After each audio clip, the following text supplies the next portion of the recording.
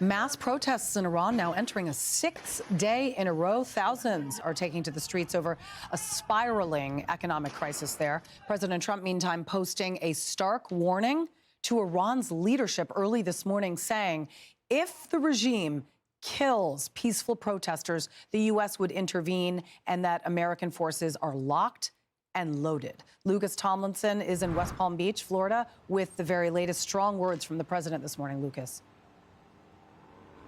Indeed, Julie. Good morning. These protests have been growing nationwide in Iran over the past 6 days and are now in at least 27 different cities, Julie. And as you mentioned, President Trump posting a stern warning to the regime just before 3 a.m. in Palm Beach. I'll read you the full text, Julie. It says, the president said, quote, if Iran shoots and violently kills peaceful protesters, which is their custom, the United States of America will come to their rescue. We are locked and loaded and ready to go. Thank you for your attention to this matter.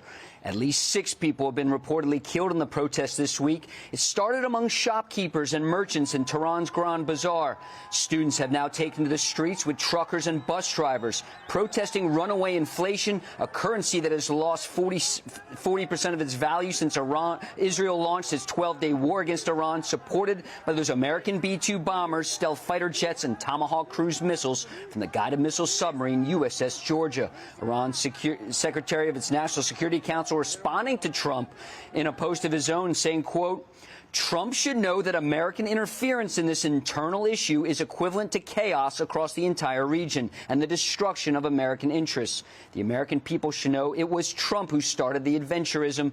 They should look after their soldiers. Here was President Trump earlier this week.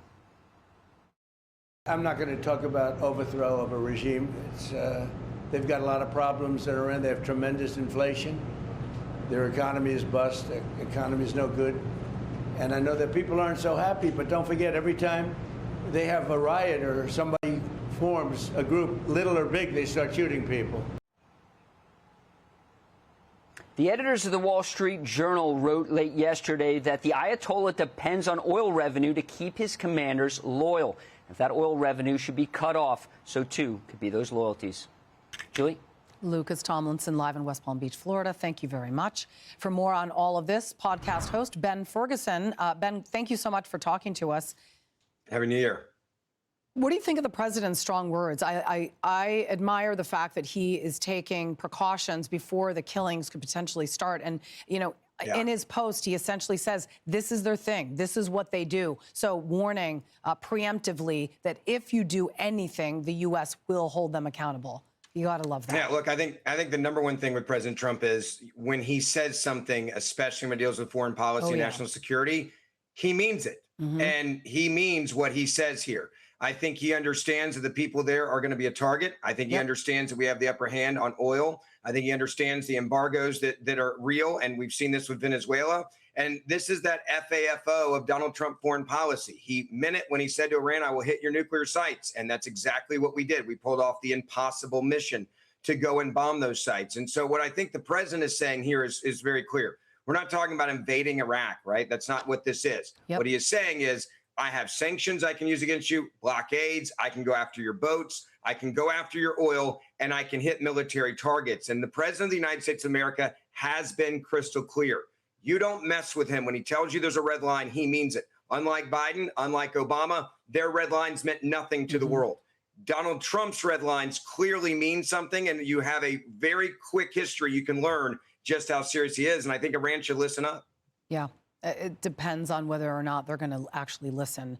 We hope they do. The Wall Street Journal editorial board writing this, quote, the State Department is issuing messages in Farsi to Iran, but the Iranians risking their lives deserve meaningful support. This can mean restoring internet access when the regime cuts it off, unmasking regime thugs, and much more.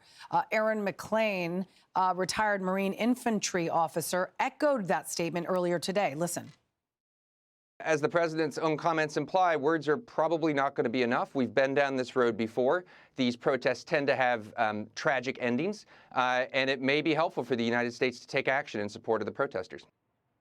All right, so he's talking about it may be important for the U.S. to take action. Does he mean preemptively before Iran gets a chance to harm protesters? What does he mean by that?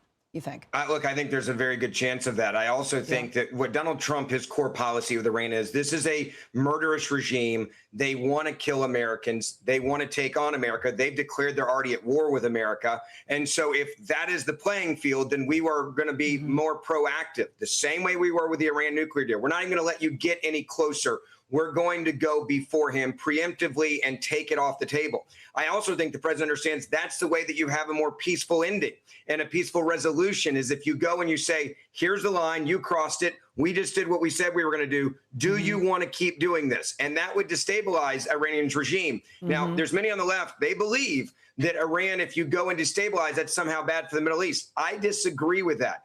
I think they are a terrorist organization. The regime clearly supports state-sponsored terrorism. The attack on Israel is a perfect example of that. Iran was responsible for helping kill more American soldiers in Afghanistan and Iraq than any other nation. They were a safe haven for terrorist organizations as well. And so the president's saying, this is an opportunity for us. You either play the right way and you make sure that others are safe. And if not, then I must take action. That does not mean invasion. I say that over and over again because the left is going to say, oh, Donald Trump's going to get us into World War III. Right. No, he's not. Okay. All right. Thank you very much. We really appreciate you coming on. Happy New Year. Good to see you. Happy New Year. Hey everyone, I'm Emily Campagno. Catch me and my co-hosts Harris Faulkner and Kaylee McEnany on Outnumbered every weekday at 12 p.m. Eastern, or set your DVR. Also, don't forget to subscribe to the Fox News YouTube page for daily highlights.